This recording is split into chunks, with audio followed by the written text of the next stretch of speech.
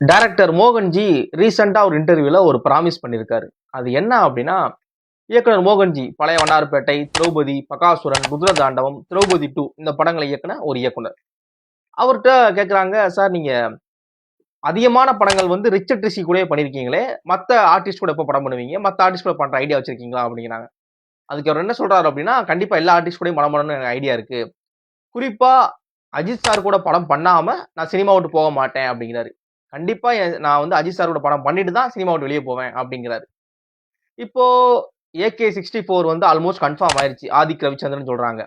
Suppose AK 65 Mohan G, Ajith Kumar இவங்க காம்பினேஷன்ல ஒரு படம் வந்தா படம் எப்படி இருக்கும்? ரசிகர்களுக்கு அந்த படம் பிடிக்குமா? பிடிக்காதா? இது வந்து ரசிகர்களோட ஒரு இதுதான். ஒப்பீனியன் தான். இவங்க 2 பேரும் காம்பினேஷன்ல படம் வந்தா படம் மிரட்டிரும் ப்ரோ. தெறிக்க விட்டுரும் படம் வசூல்ல. அப்படிங்கிற மாதிரி அவ ஒரு தல ஃபேன்ஸ் என்ஜாய் பண்ற மாதிரியான ஒரு படமா இருக்குமா? இவங்க காம்பினேஷன் வந்து ஈகரா நாங்க வெயிட் பண்ணிக்கிட்டு இருக்கோம் ரொம்ப வருஷமா.